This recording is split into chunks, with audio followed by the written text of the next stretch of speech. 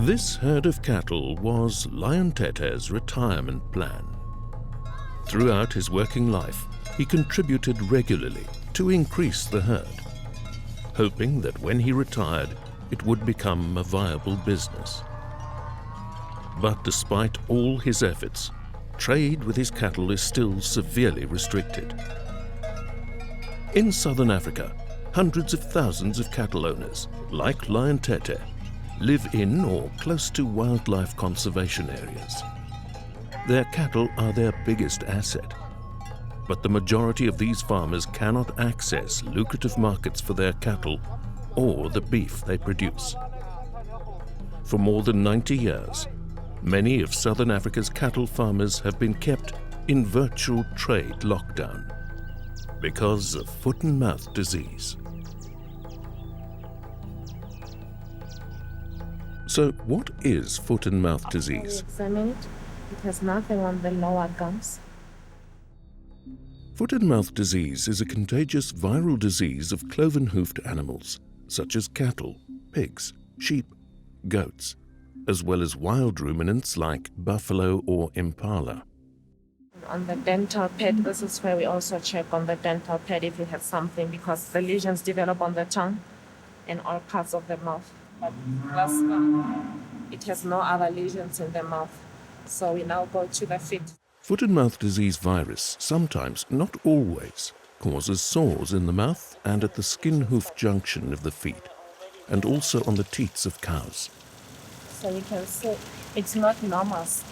Normal skin is nice and rigid. This is papery, it's already dead. Those sores may result in drooling and lameness, and sometimes pregnant animals abort. Foot-and-mouth disease is not a lethal disease. Few animals actually die of foot-and-mouth disease. Very young animals can sometimes die suddenly because of acute heart failure.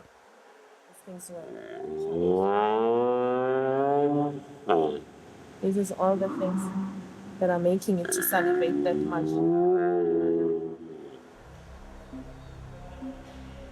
Humans cannot get foot-and-mouth disease. Nevertheless, foot-and-mouth disease ranks as perhaps the most economically important infectious disease of animals. It has, at some time, affected most parts of the world. In the developed world, where it has been eradicated, foot-and-mouth disease has the reputation of being a disaster wherever and whenever it occurs. It is remembered as a disease that bankrupted many farmers, because outside Africa, it is usually a far more serious disease, especially in intensive farming systems. Europe, North America, and other free areas therefore do their utmost to prevent reintroduction of the infection. That is the basis of trade bans and other sanitary measures applied to developing regions of the world where foot-and-mouth disease is still endemic. Most cattle producers in southern Africa do not understand the hysteria about foot-and-mouth disease at all. Their forefathers lived with the disease for generations. The foot-and-mouth disease they know is a mild disease that rarely kills cattle. Almost all cattle in southern Africa recover completely in a week or two, and hardly ever suffer long-lasting effects.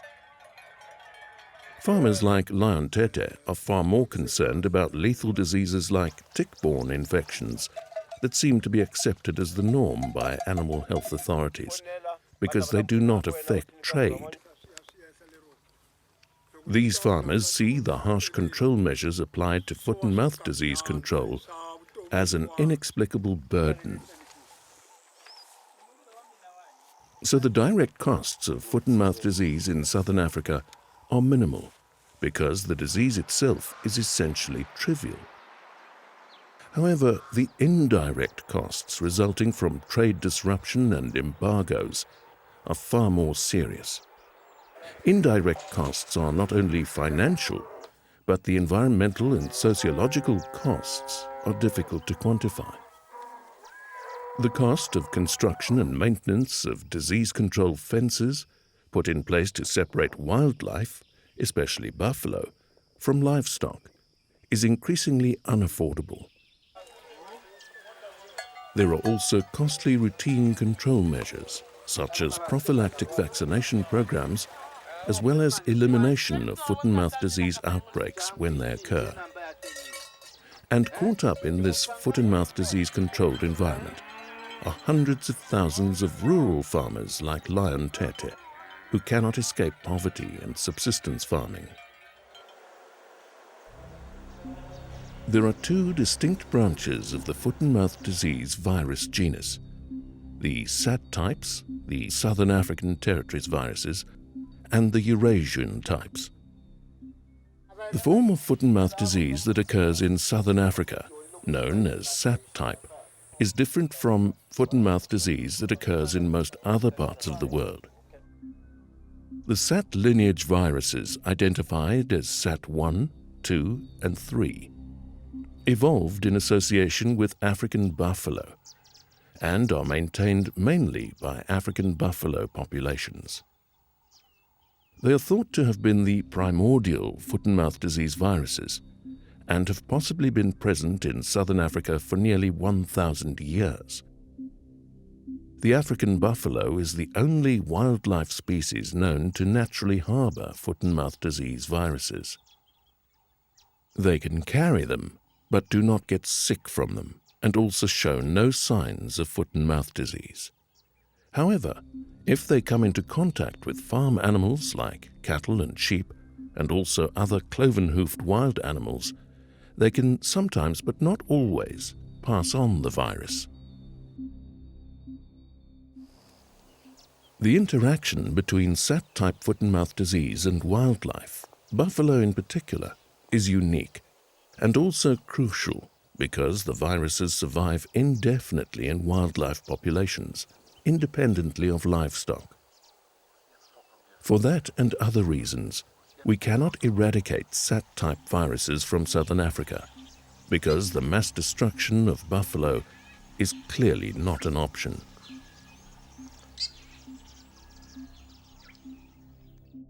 The Eurasian lineage of foot and mouth disease viruses, the O, A, C, and Asia 1, probably derived originally from the SATs, but evolved in Europe and Asia in association with cattle, pigs, and sheep, and possibly first occurred in domestic livestock in the Mediterranean basin some 400 to 500 years ago. The Eurasian types behave differently in some important respects from the SAT types. The crucial point is that the Eurasian types are inherently infections of livestock, unlike the SATs. Although they can infect cloven-hoofed wildlife, they cannot survive for long in wildlife populations, including African buffalo, unless the infection is regularly reintroduced by livestock. So, if this type of foot and mouth disease is managed effectively in livestock, the viruses disappear from wildlife. Eurasian type foot and mouth disease is therefore easier to control and was eliminated from North America before vaccines became available. Here in southern Africa, foot and mouth disease is maintained by wildlife, and that makes the control of the disease far more difficult than elsewhere in the world.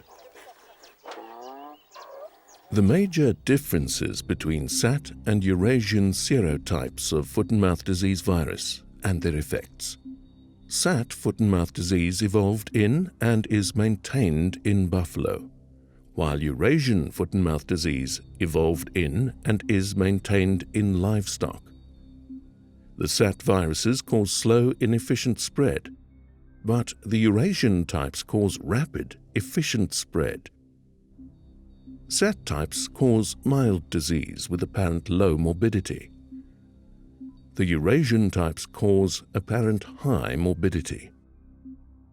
With SAT foot and mouth disease, carrier buffaloes exist, but no carrier animals with Eurasian foot and mouth disease.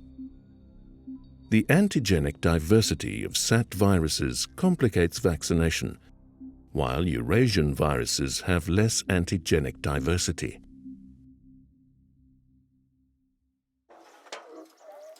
Unfortunately, internationally, foot-and-mouth disease is usually viewed as a single disease that behaves the same the world over. This is reflected in set trade standards and control measures recommended by international animal health agencies and trading blocs. Governments in this part of the world have spent millions trying to comply with these international standards based on geographical zoning that are not entirely appropriate for SAT-type foot-and-mouth disease. The key features of the two lineages of foot-and-mouth disease reveal why they require different management strategies.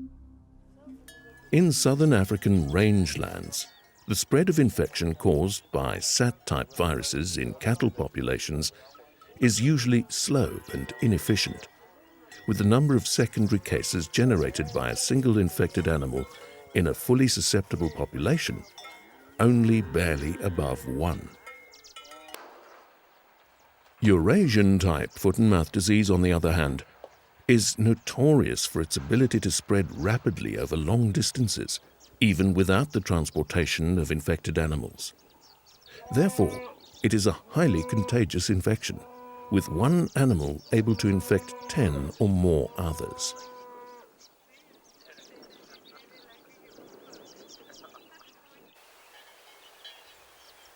Unlike the situation in northern Europe, airborne spread of foot-and-mouth disease over distances of 10 kilometers or more does not occur in tropical or subtropical regions.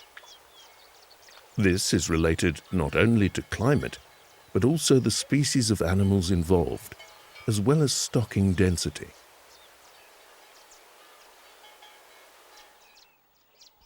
Pigs, unlike ruminants, usually become infected by eating foot-and-mouth disease virus-contaminated swill.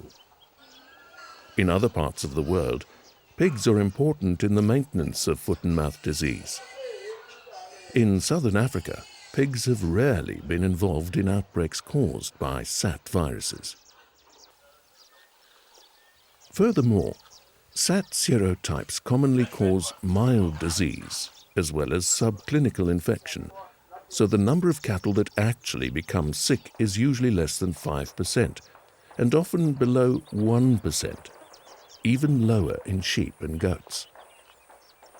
In this foot-and-mouth disease outbreak close to Kruger National Park, only a small percentage of the large herd presented visible signs of foot-and-mouth disease. A few calves had difficulty in walking. Some animals showed healing lesions, while a small group showed visible lesions on the gums and tongue.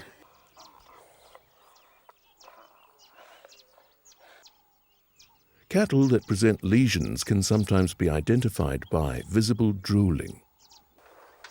It is nevertheless clear that the majority of the herd did not develop the disease.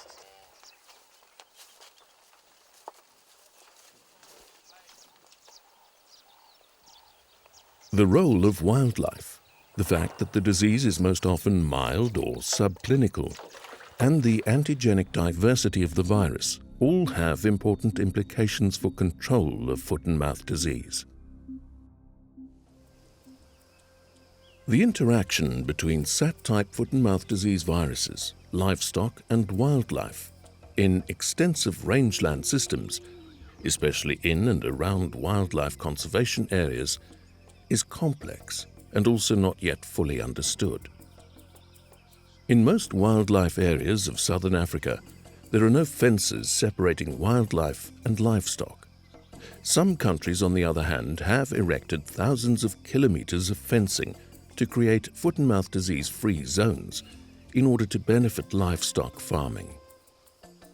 However, even when there are no fences and cattle and buffalo graze together, foot-and-mouth disease transmission from buffalo to cattle often does not occur, and this is sometimes used as an argument against buffalo being a source of infection. It is commonly assumed that transmission of foot-and-mouth disease viruses from buffalo to cattle occurs via contaminated grazing or drinking water. However, while that may sometimes be the case, it is unusual. Cattle and buffalo, like all ruminants, are usually infected by breathing in virus-containing aerosols produced by close-by infected animals, very much like the situation for COVID-19 or influenza in humans. Cattle are more susceptible to infection with foot and mouth disease viruses than other livestock species. However, other wildlife species, impala in particular, are also highly susceptible to infection, although they only sometimes show evidence of disease.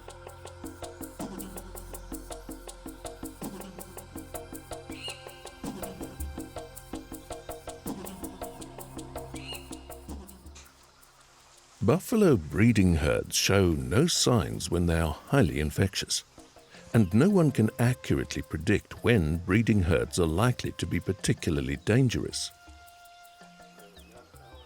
When buffalo calves are born, they are not infected with foot and mouth disease viruses, even if the herd is infected.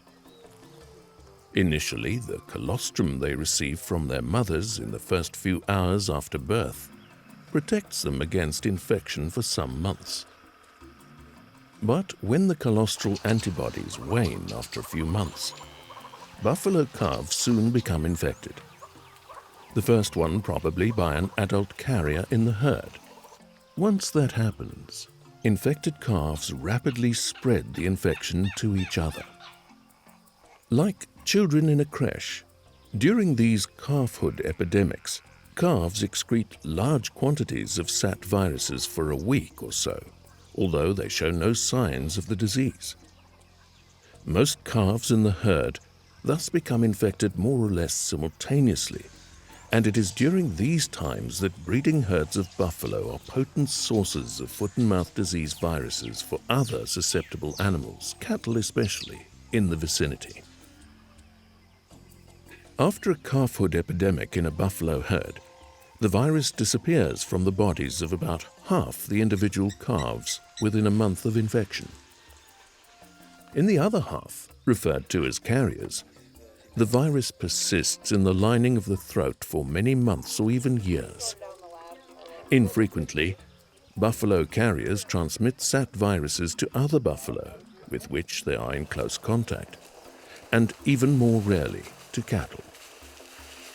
The mechanism of this transmission is not well understood. However, it is known that transmission from buffalo carriers to cattle requires close contact between the cattle and buffalo for a long period of time, weeks or months.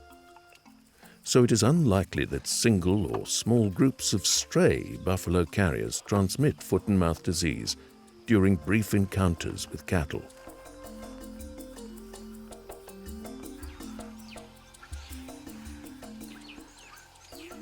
Historically, all outbreaks of SAT-type foot and mouth disease in southern Africa could be traced to buffalo. In recent years, however, there is evidence that some strains of SAT viruses may be adapting to long-term persistence in cattle populations, similar to the situation in East and West Africa, where SAT viruses have been circulating independently of buffalo for many decades. If this is so, it constitutes a new and serious complication for management of foot and mouth disease in extensive rangelands of southern Africa.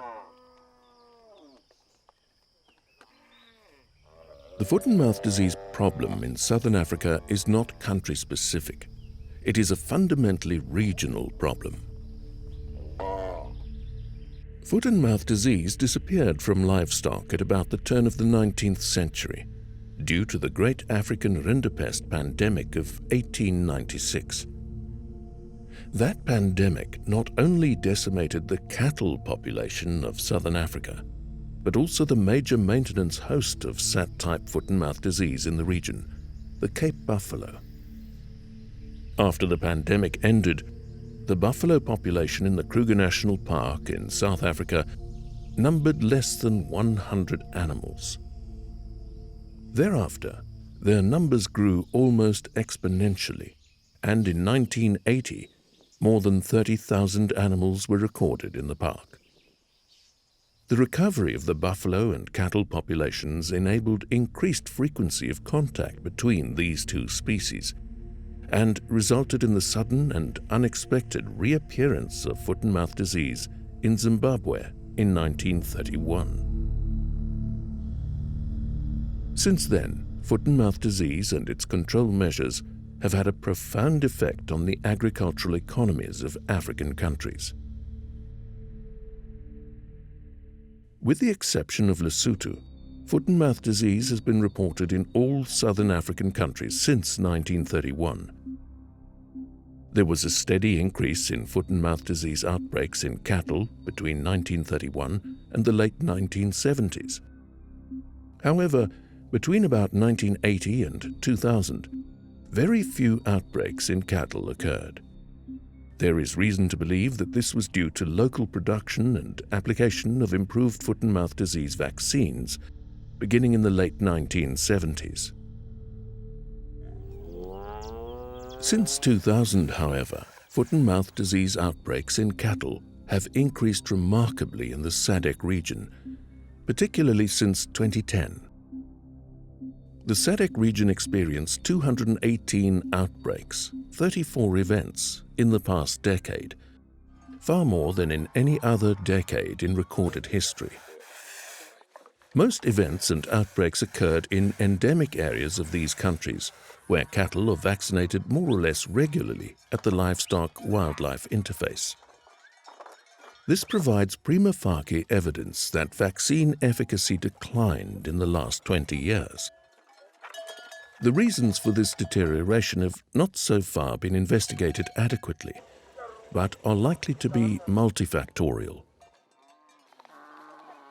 Lion tete, for example, can never be incorporated into a disease-free zone, as required by the international trade regulations, simply because he lives close to Kruger National Park, where foot-and-mouth disease is endemic in the buffalo. Consequently, he gets far lower prices for his cattle than those in the disease-free zones. These farmers question why their livelihoods are being sacrificed for the sake of wildlife conservation.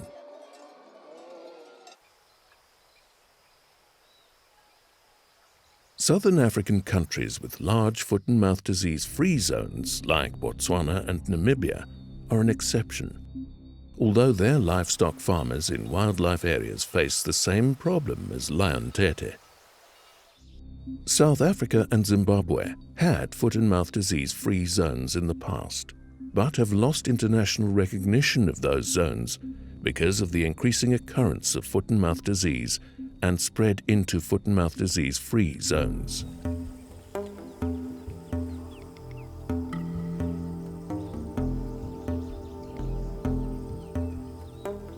Nature-based tourism generates more foreign income for the region than agriculture, forestry, and fisheries combined, and should continue to do so after the COVID pandemic. But the wildlife resource is under threat because of the desire of countries to gain wider access to international beef markets through the creation of foot-and-mouth disease-free zones. Southern Africa, in truth, has little competitive advantage in the international beef market. In the many years over which fencing has been the focus of foot-and-mouth disease control in Southern Africa, it has caused the death of hundreds of thousands, if not millions, of wild animals that were cut off from seasonal grazing and water resources. So, the path on which many Southern African countries have embarked is a vicious circle involving ever-increasing costs with diminishing financial return, because prices for beef in European markets are essentially static.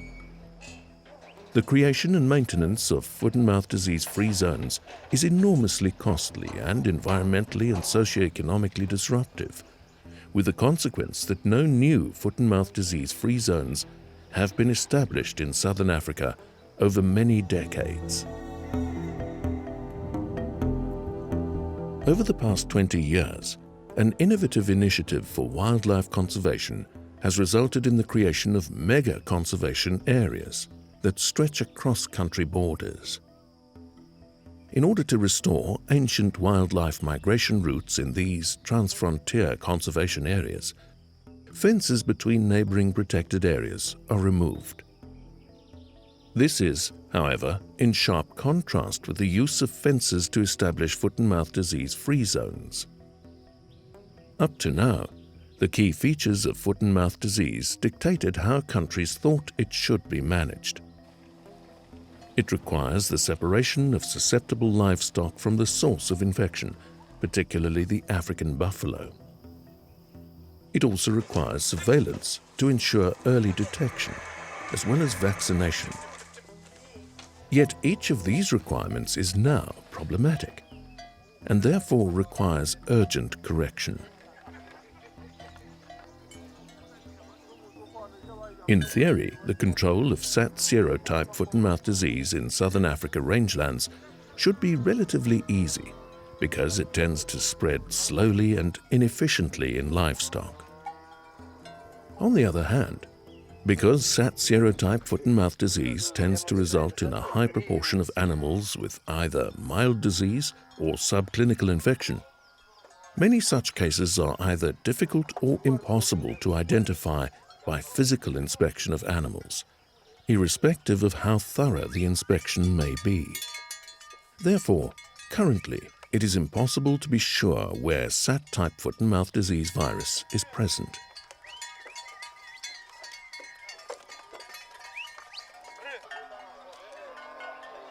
In the protected zones, cattle owners like Lion Tete are obliged to take their cattle to the veterinary dip tank once a week, where officials are to inspect all cattle for any signs of foot-and-mouth disease.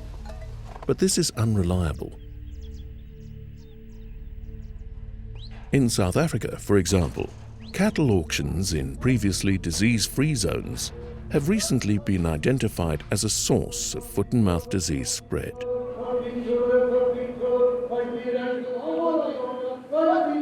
Infected cattle were sometimes transported illegally to auctions in the former foot-and-mouth disease-free zone, where higher prices could be obtained.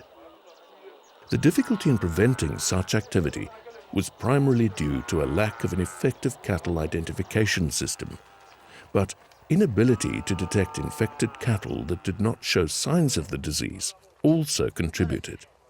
We don't know where they came from, and who in contact they were, and where they came from, exactly where they were born vaccinated, not vaccinated, anything like that. We have no background history of these animals. All we're now looking for is specifically active lesions on the animal. Well, obviously blood tests would be the most accurate, but this is the second best alternative. There is no other alternative because anyone can drive any cow from any part of South Africa and drop it off at any auction house without any papers. And that's where there's no traceability in the country, so this is the next best thing. The flip side of this problem was commercial buyers purchasing apparently healthy, but in reality infected cattle at auctions, and unknowingly introducing those infected animals onto feedlots with devastating consequences. The fundamental principle is that no infectious disease can be adequately controlled in the absence of accurate and rapid surveillance. Currently in southern Africa, physical inspection is the major surveillance tool, but although rapid, it is insensitive. What can be done about that? A number of serological tests are available for the detection of antibodies to foot-and-mouth disease viruses. There are also serological tests that differentiate between antibodies produced as a result of vaccination from those that arise following natural infection. Yeah, that here looks better. It looks like we got some small tissue bits there as well. And we also didn't got any contamination with foodstuff, so the pH is probably fine. The other materials we could have been taken would have also been some saliva, but we got some tissue. Better, now we're going to bleed as well. Can try to get live virus in the early stages of the disease. These tests, however, have the disadvantage that they need to be conducted in a laboratory, and therefore there is often a significant delay, sometimes weeks, before the results become available. Therefore, much like the situation for COVID-19, there needs to be a move towards adoption of rapid or pen-side testing systems that provide results in minutes rather than days or weeks. How about vaccination? Foot-and-mouth disease vaccines are used as a preventative tool and to assist in the management of foot-and-mouth disease outbreaks. I pump vaccine. However, vaccines cannot cure foot-and-mouth disease. They only prevent it. When the vaccine is injected into cattle, it causes them to produce antibodies against foot-and-mouth disease virus in the blood that destroy the virus by complex immunological processes. Foot-and-mouth disease vaccines do not necessarily protect cattle against infection. Vaccination primarily provides protection against development of disease. So even well-vaccinated cattle can become infected, although they should not develop the disease. Furthermore, if vaccinated cattle should become infected, they will likely excrete less virus than diseased animals and be less contagious. An effective vaccination program requires a good quality vaccine. That is, a vaccine that is capable of stimulating effective antibody responses against the virus strains incorporated into it. The viral strains incorporated into the vaccine need to match the viruses in the field. The vaccination program also needs to ensure that the vaccine is properly administered to as close to 100% of the target population as possible. Vaccines used around the world today contain killed or inactivated virus, although new generation vaccines are being developed and tested in pilot projects. Currently available vaccines against SAT-type viruses are, for a number of technical reasons, less effective than those against Eurasian types of foot-and-mouth disease virus.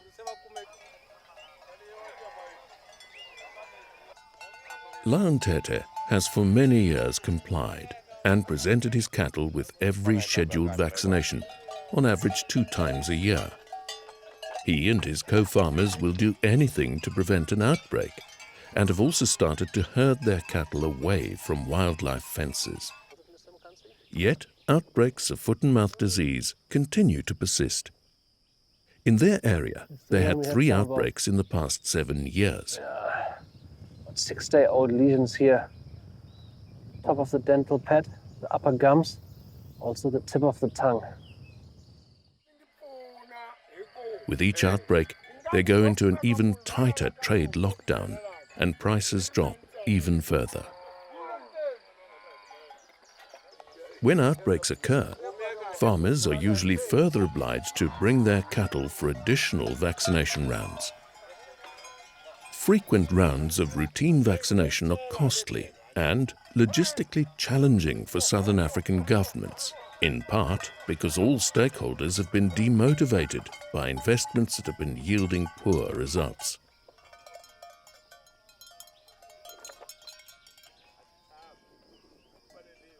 SAT viruses are more diverse than Eurasian types.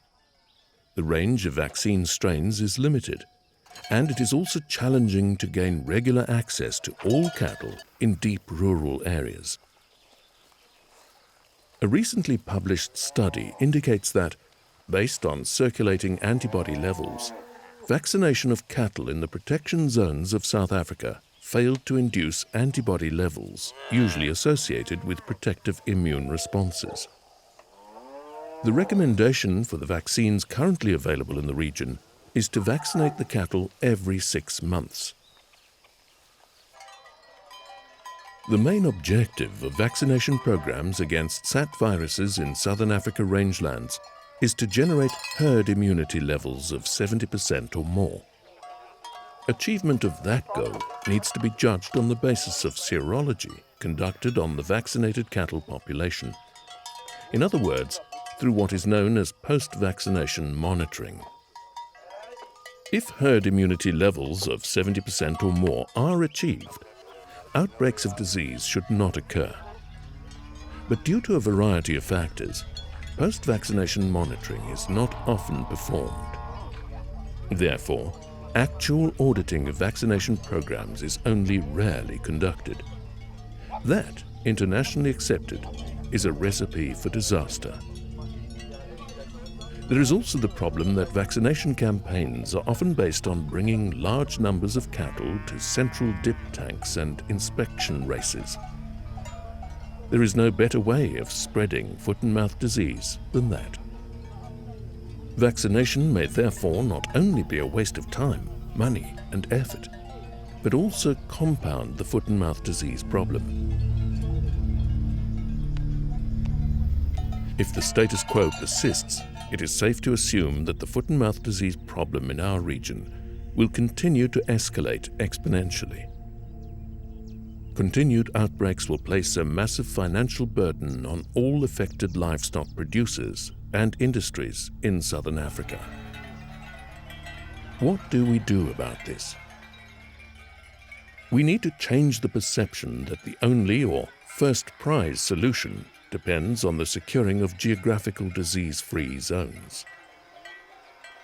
We need to pursue with urgency a different science-based approach to manage foot and mouth disease in southern Africa, one that could result in a win-win solution for all stakeholders in livestock production and wildlife conservation. Lion Tete has all the makings of becoming a commercial farmer and to escape poverty.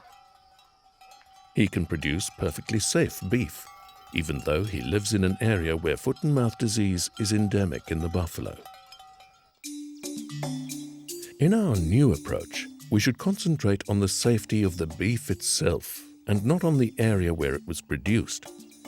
This approach is known as commodity-based trade. Commodity-based trade requires good farming practices as well as effective surveillance and vaccination. It also requires the slaughter of cattle and processing of beef in abattoirs with guaranteed good hygiene practices to ensure that the final product complies with food safety standards and is free of foot and mouth disease virus.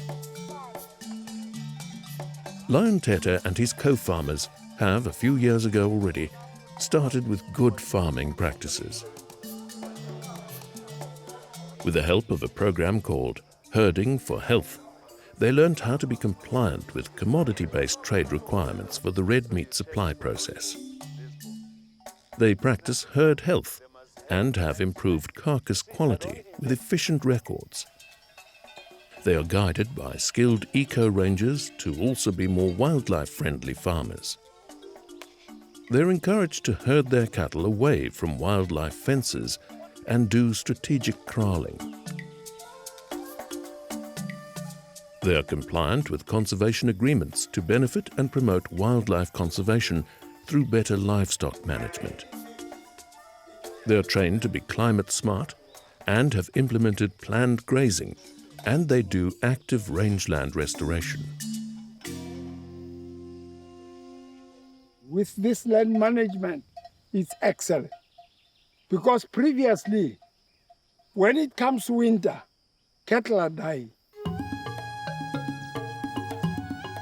They are now able to understand the market access that commodity-based trade offers them. What they now need is an environment where commodity-based trade is pursued with vigor and energy. An updated guideline on commodity-based trade approaches for managing foot and mouth disease risk in beef in southern Africa is already available and endorsed by SADC. Implementation just requires a flexible approach and good management on the part of producers and veterinary services. Ideally, livestock industries and government veterinary services need to work together to establish appropriate protocols. The COVID-19 pandemic provides us with a window of opportunity. There is now a better understanding of how difficult it is to manage contagious viral diseases with subclinical infections. The animal health world can also exploit the technologies of rapid testing systems and new generation vaccines brought about by COVID-19. An extensive rollout of the Herding for Health program throughout Southern Africa, combined with new generation vaccines and rapid pen-side testing systems, offer a win-win solution for all concerned. It is time to truly take advantage of both our livestock and conservation sectors to support a sustainable future for our people.